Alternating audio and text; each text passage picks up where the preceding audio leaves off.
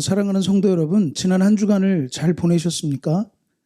안전하게 지켜주신 하나님의 은혜에 감사를 드립니다. 우리와 다르게 또 지난 한 주간 가운데 또 이런저런 사건, 사고를 경험하신 분들도 있을 텐데요. 하나님의 특별한 은혜가 있기를 원합니다. 사실 지난 주간에 거의 전 국민의 마음을 아프게 했던 한 가지 사건이 있었죠. 한 아버지가 절규하듯이 우리 아들을 좀 찾아야 한다고 도와달라고 막 외쳤었던 일이 있었어요. 알고 보니까 아들이 친구와 이제 한강에 이제 놀러 갔다가 그 뒤로 연락이 되지 않았는데 그것이 이제 지난주 토요일 사건이었다는 것이죠. 그래서 그 아버지가 이렇게 막 현수막도 붙이고 막 이런저런 방법으로 아들을 찾기 위해 고군분투하고 있다는 소식을 들었습니다. 근데 참 안타깝게도요, 이제 그 아들이 시신으로 발견이 됐다고 그래요. 정말 하나님의 특별한 위로가 그 가정에, 아버지와 어머니 또 그 가정에 임하기를 정말 원합니다. 저도 한 번은요, 이 놀이공원에서 자기 아이를 잃어버렸는지 막 이리저리 찾던 어머니를 봤던 적이 있어요. 참 잊혀지지가 않아요. 정말 그 어머니가 마치 그냥 진짜 말 그대로 미친 사람처럼 막 울부짖으며 고래고래 소리를 지르면서 아이를 찾았던 장면이 기억이 납니다. 정말 이 자녀를 그냥 잃는다는 것은 정말 같은 아버지지만 또 상상조차 하기 싫은 정말 그런 일이라고 할 수 있겠어요. 근데 이 사건이요, 그 아버지가 직접 자기의 블로그에 이제 아들을 찾습니다라는 글을 올리면서 사람들이 주목을 하게 되었어요. 아까도 얘기했지만 그 아들이 그게 무슨 일인지 토요일 밤 늦게 친구랑 나가서 그 한강 공원에서 놀다가 그 이후로 이제 연락이 되지 않으면서 이제 찾아 나서게 되었던 것이죠. 그러면서 그 아버지와 가족들이 얼마나 애타는 시간들을 또 보냈겠습니까? 아마도 이런 말을 참 하기가 싫지만 지옥 같은 한 주를 보내지 않았을까, 그런 생각을 해보게 돼요. 참 끔찍한 시간들이었겠죠. 지금도 시신으로 만난 아들 때문에 그런 시간을 참 보내고 있을 텐데 참 말하기가 어렵습니다. 그런데 하고 싶은 얘기는 뭐냐면 그분이, 그 아버지 되시는 분이 그런 정말 그런 상황 속에서 한 번은 그런 글을 올리셨더라고요. 자기가 그 블로그에 올렸던 곳에 세상이 살만하다. 좋은 분들이 참 많다. 세상이 살만하다 말이죠. 아니, 도대체 이게 갑자기 무슨 일입니까?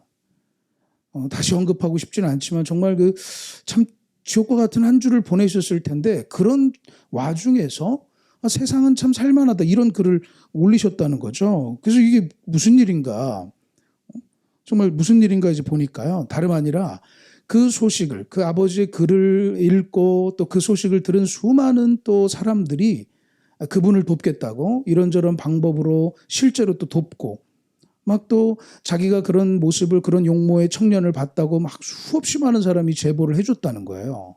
그러니까 자기 아들의 문제에 대해서 사람들이 그렇게 관심을 기울였다는 것이죠. 그 아버지의 글이 그렇습니다.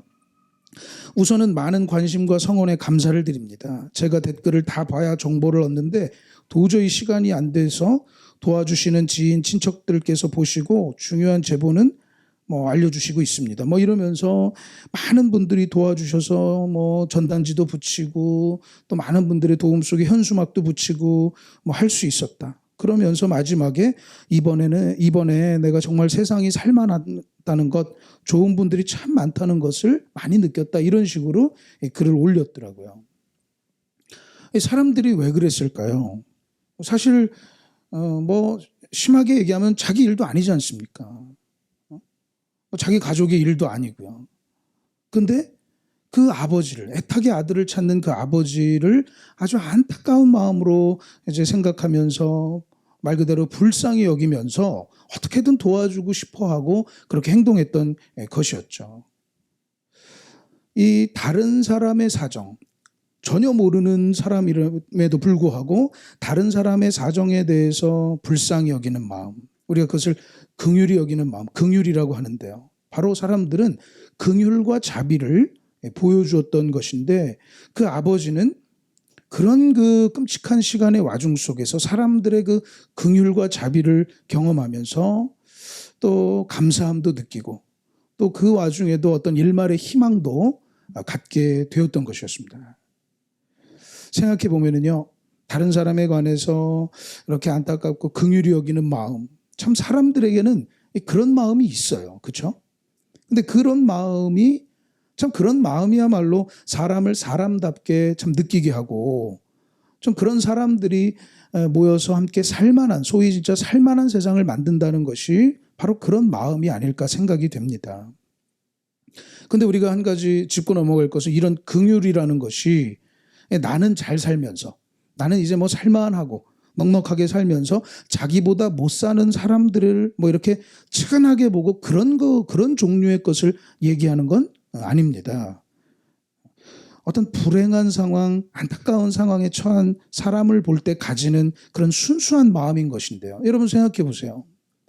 나도 불쌍한 상황에 처지에 있는 사람도요, 같은 처지에 있는 사람에 대해서 그런 마음을 갖게 됩니다. 나는 이제 편안하고, 나는 아무런 사건 사고가 없고, 나는 뭐 아무 문제 없이 살아가고, 나는 넉넉하고 해서 그러지 못한 사람들을 보면서 참 안타까운 마음과, 그런 게 아니에요, 긍휼은. 나도 그럼에도, 나도 가난하고 때로는 나도 그런 끔찍한 일을 당한 가운데 있음에도 또 그런 비슷한 일을 당한 사람들에 대해서도 같은 마음을 품어요. 안타깝게 생각한다고요. 그것이 이제 긍휼의 마음이죠.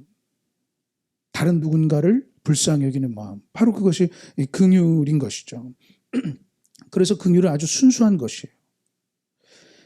사실 이 긍휼이라는 것은요, 하나님의 말씀이 우리 성도들을 향해서도 굉장히 중요시하고 강조하고 있는 부분이라고 할 수 있어요.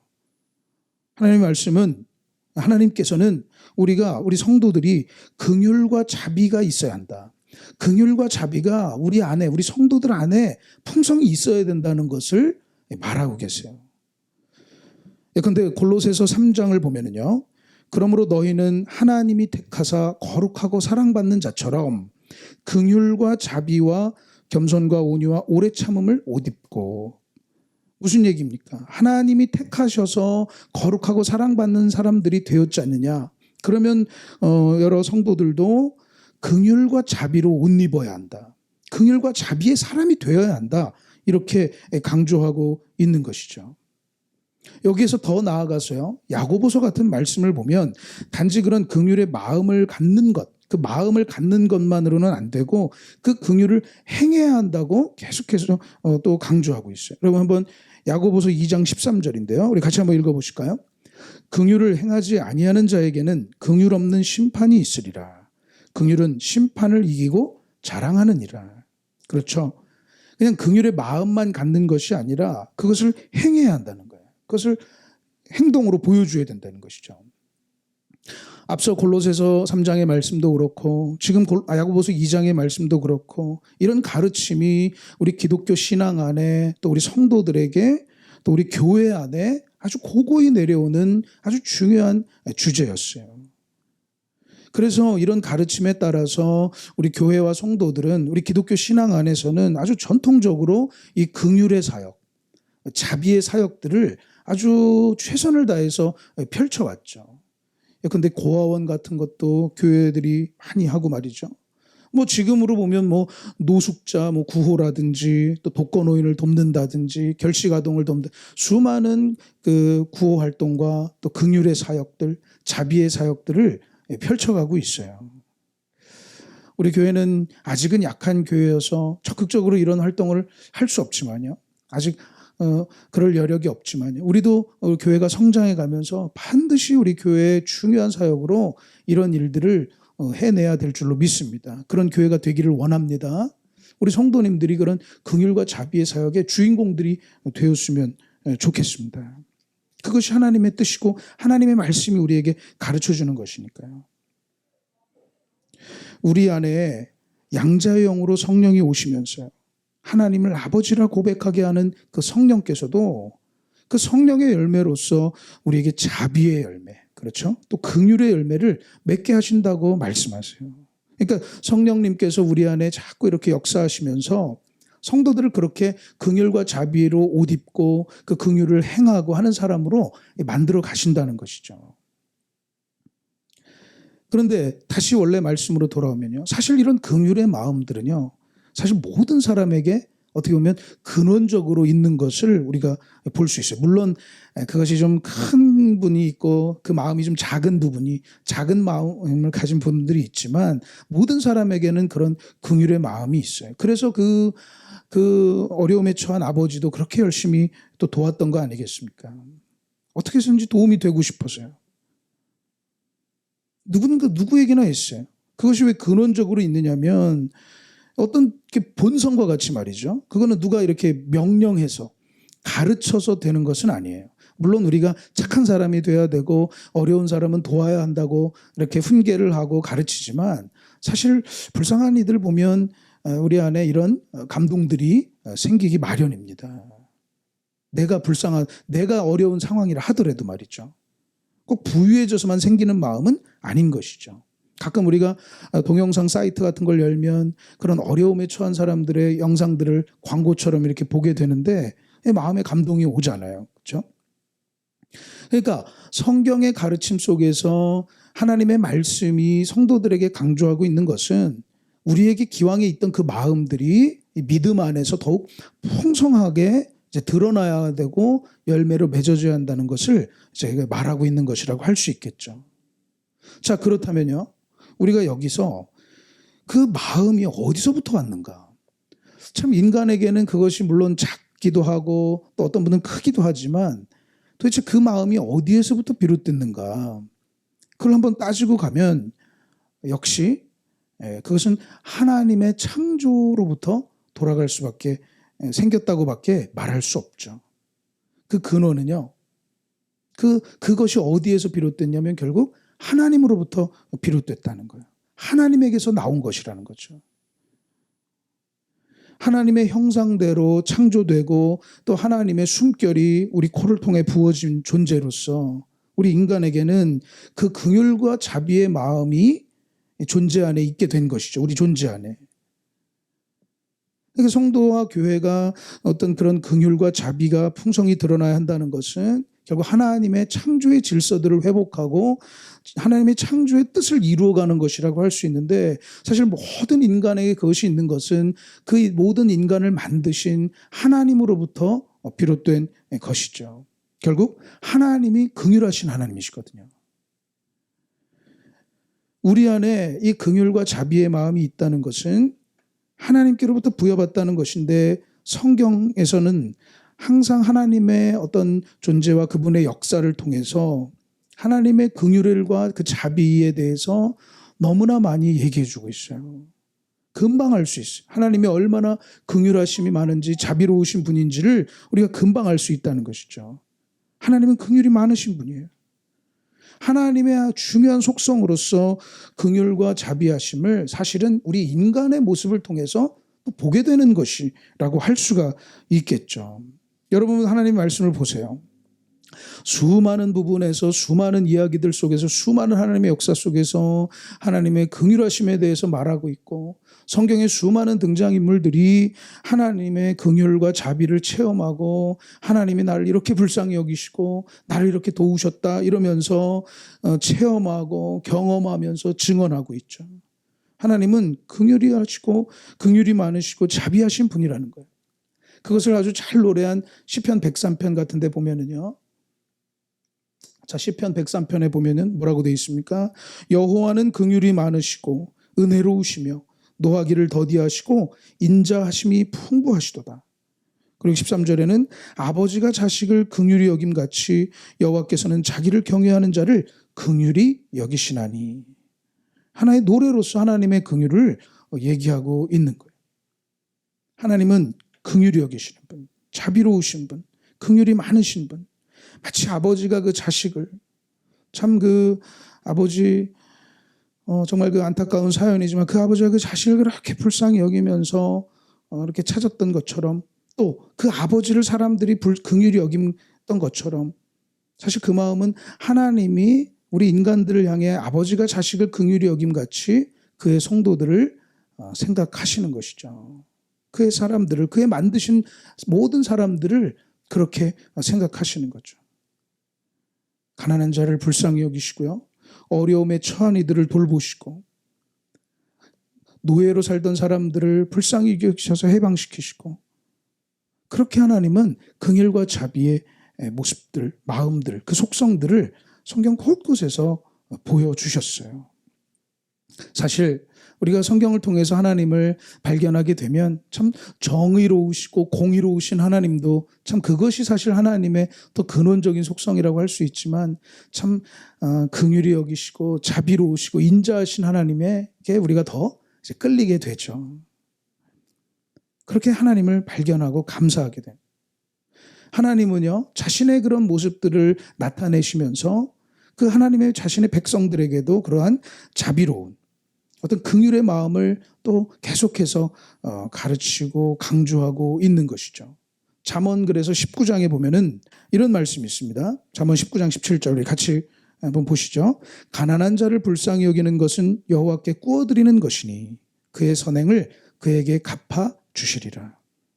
그러니까 사람들에게 가난한 자를 불쌍히 여겨라. 그런데 그 가난한 자를 불쌍히 여기고 긍휼히 여기면서 그를 도와준 게 하나님께 꿔드리는 것과 같다는 것이죠.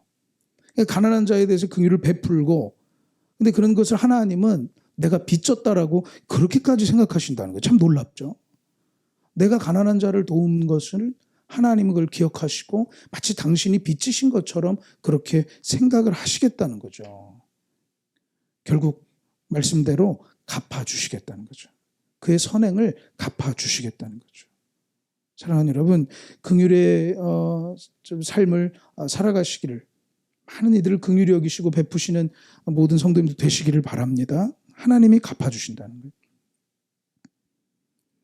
하나님께서는 그렇게 그의 백성들이 자신의 어떤 긍휼의 모습들이 더욱더 드러나게 되기를 원하신다는 것이죠.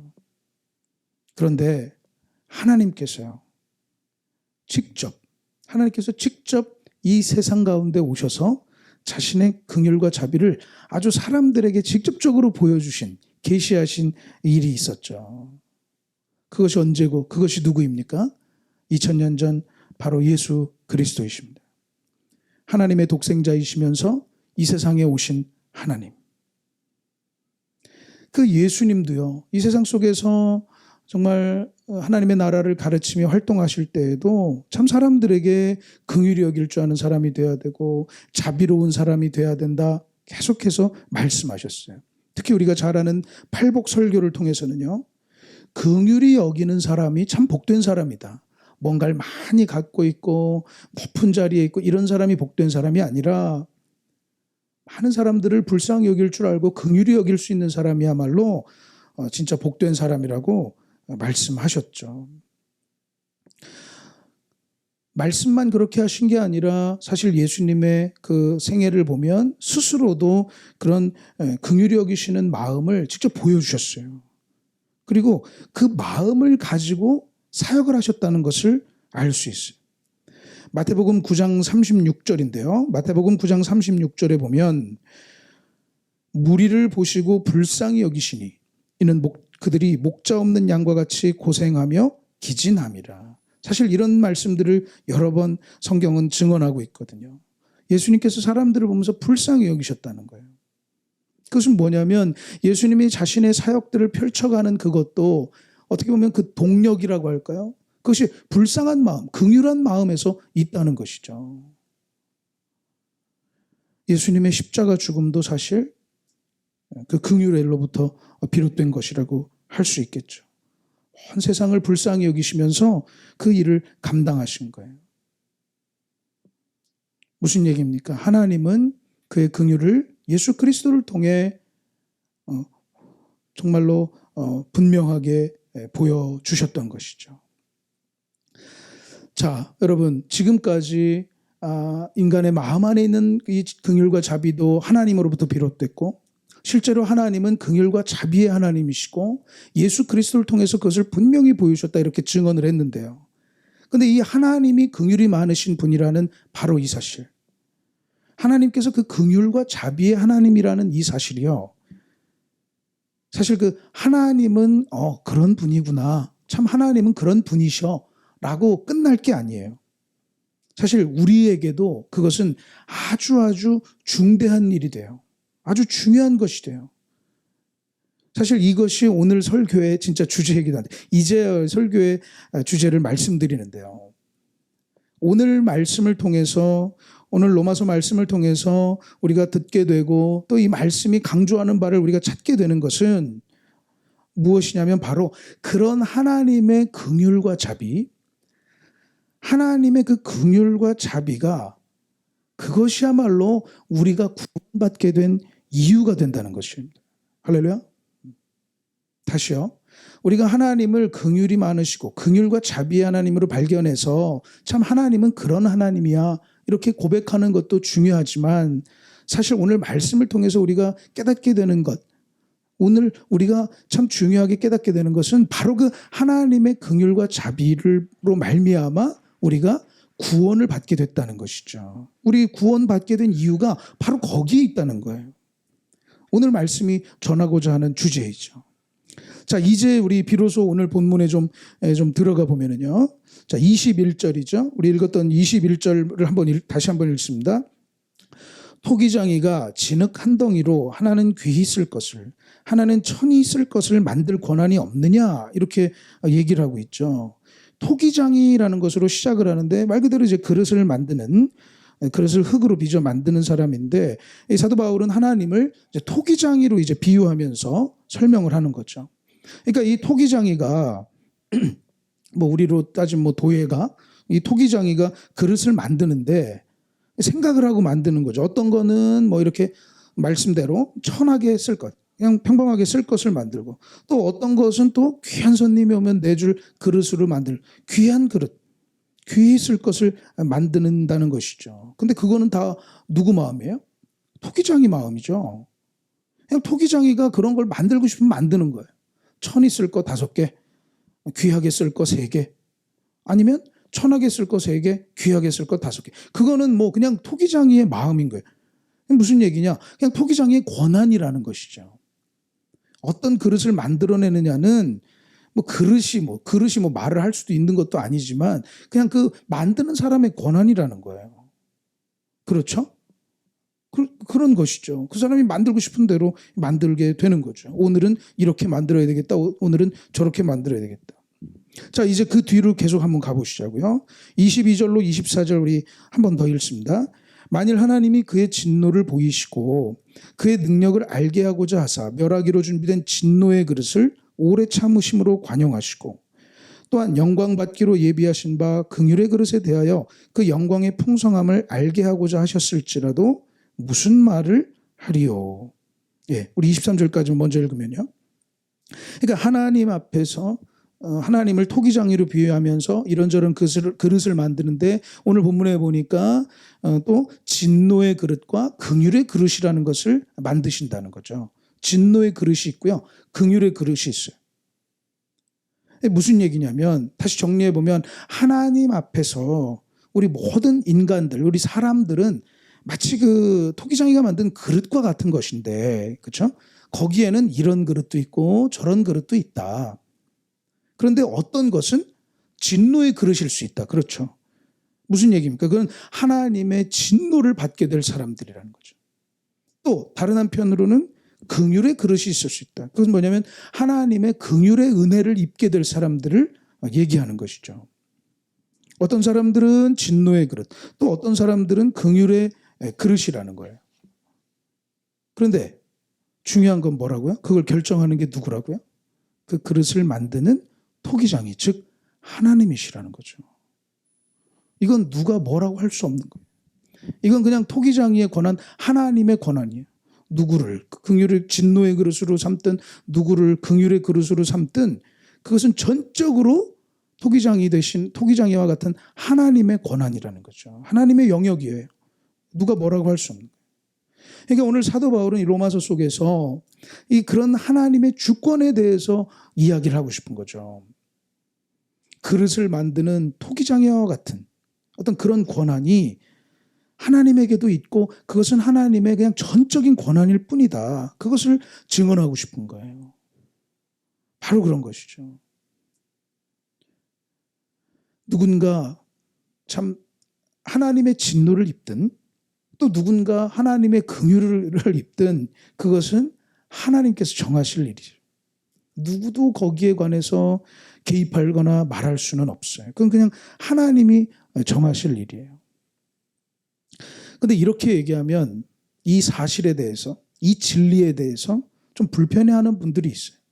그러면 하나님 앞에서 인간은 뭐냐 말이죠. 인간은 뭐 그냥 하나님이 정하면 그냥 그렇게 되는 거냐. 심지어 그러다가 나중에 더 나아가서 뭐 하나님이면 다냐. 하나님이라고 마음대로 하냐. 뭐 이런 식으로 나갈 수도 있어요. 근데 그것은 오늘 말씀의 진짜 주제를 좀 오해하는 것이고요. 사실 오늘 말씀에서 전하고자 하는 진짜 주제는 뭐냐. 하나님께서요, 세상의 토기장이와 같이 세상 내 토기장이와 같이 갑자기 뭐 자기 기분이 오늘 이상하다, 오늘 뭐 컨디션이 안 좋다 해서 뭐 그릇 만들었던 그릇을 깨버리고, 에휴 너는 이렇게 해버리고 던져버리고 그런 얘기를 하는 게 아닙니다. 무슨 변덕쟁이처럼 그렇게 하시는 분이 아니에요. 그런 토기장이 얘기하는 거 아니에요. 자기 기분이 이러면 이렇고, 자기 기분이 저러면 아유 너는 진노의 그릇, 너는 뭐 긍휼의 그릇, 이렇게 나누신다는 게 절대 아니라는 것이죠. 여러분 집중해 보십시오. 말씀을 다시 한번 보세요. 하나님께서 22절에 보니까요, 진노의 그릇에 대해서는 어떻게 하신다는 거예요? 오래 참으시고 관용하신다, 이렇게 되어 있고요. 23절에 보면 긍휼의 그릇에 대해서는요, 영광의 풍성함을 알게 하고자 하신다. 그렇죠. 뭡니까? 그게 바로 예수 그리스도의 구원의 은혜죠. 예수 그리스도를 통해 나타난 그 영광의 풍성함들을 긍휼의 그릇들로 알게 하신다는 거예요. 그게 하나님의 마음이라는 것이죠. 그냥 토기장이처럼 앉아가지고 약간 좀 아주 그 편집증적이고 신경질적인 토기장이가 그냥 뭐 자기 마음에 안 든다고, 자기 기분 나쁘다고, 컨디션 나쁘다고 이리저리 흐트러버리고 깨트려버리고 버리고 그냥 이런 게 아니라, 하나님의 그 권한 속에서 하나님께서는 진노의 그릇에 대해서도, 그런 사람들, 하나님의 진노를 입을 만한 사람에 대해서도 오래 참으시고, 또 한편으로 긍휼의 그릇에 대해서도 예수 그리스도의 풍성한 은혜들을 알게 하시고 그것을 원하신다는 거죠. 하나님은 세상의 모든 사람들에 관해서 결국 모든 사람들이 다 구원에 이르기를 원하신다는 거죠. 다시 하나님 앞에 나와서 하나님을 인정하고 하나님 앞에 예배하고 하나님의 위에 원하시는 공의롭고 정말 서로 사랑하며 섬기며 서로 긍휼히 여기며 그렇게 베풀며 그렇게 살아가는 삶, 바로 구원받은 삶들을, 하나님의 영광에 이르는 삶들을 바로 원하고 계시다는 거예요. 사실 그러한 길들을 하나님은 예수 그리스도를 통해서 활짝 열어놓으신 거죠. 모든 사람들에게 열어놓으신 것이죠. 사실 그것도 하나님의 권한이었어요. 그냥 하나님의 의지였어요. 뜻이었어요. 그러므로 사도 바울은 하나님께서 구원을 베푸신 것은 전적으로 하나님의 그런 권한에서 나온 것이다, 이렇게 얘기한 것이죠. 여러분 24절로 다시, 아까 우리 본문 24절 보면 이 그릇은 우리니, 누구 얘기합니까? 바로 긍휼의 그릇이죠. 긍휼의 그릇은 우리니 곧 유대인 중에서뿐 아니라 이방인 중에서도 부르신 자니라. 그렇죠. 여기서 부르신 자라는 건 하나님께서 성도로 이렇게 성도가 되게 하신 사람들을 얘기하는 거예요. 그것을 사도 바울은 아주 독특한 표현으로 부르신 자라고 얘기하고 있어요. 하나님께서 부르셔서 그렇게 성도로 부르심을 받았다는 거죠. 우리도 다 그러므로 오늘 우리에게도, 오늘날 우리가 하나님을 예배하는, 지금 이 시간 함께 예배하는 우리 모두도 다 긍휼의 그릇이 되었다는 거예요. 할렐루야. 바로 우리가 긍휼의 그릇이라는 거죠. 하나님의 구원을 받고 하나님의 영광의 풍성함에 참여하는 자가 됐다는 거예요. 그게 다 누구에게부터? 하나님께서 그렇게 하셨다는 것이죠. 그리고 그렇게 하신 것이 뭐라고요? 긍휼의 그릇이라는 말 속에 벌써 드러나듯이 바로 하나님의 긍휼하심으로부터 나오게 되었다는 거예요. 하나님 그렇게 불쌍히 여기시고 긍휼을 베푸신다는 거예요. 그것이 하나님의 계획이고 하나님의 속성이고 그 속성에서 나온 계획이고 그것이 예수 그리스도를 통해서 펼쳐진 것이죠. 그러니까 하나님이 그렇게 정하셨는데 그것은 어떤 사람의 무슨 뭐 학력이나 어떤 무슨 뭐 재산이나 어떤 성공 기준이나 노력이나 열심이 아니라 그냥 하나님의 권한에서 그렇게 나온 거예요. 그냥 누가 뭐라고 할 수 없는 거예요. 사실 사도 바울이 계속해서 강조하고 있듯이 유대인들이라고 해서 이방인들이 구원받는 것에 대해서 아니 너는 이방인인데 왜 어떻게 그렇게 구원받느냐 말할 수 없다는 거예요. 그건 그냥 하나님이 그렇게 하신 거라는 거예요. 근데 왜 그렇게 하셨는가? 바로 하나님의 긍휼이라는 것이죠. 하나님의 긍휼하심에서부터 나온 거예요. 사랑하는 여러분, 우리가 지금 성도로 부르심을 받고 부르신 자로 정말 우리가 이렇게 하나님을 알아가고 예배할 수 있는 것이 바로 하나님의 우리가 긍휼의 그릇이기 때문입니다.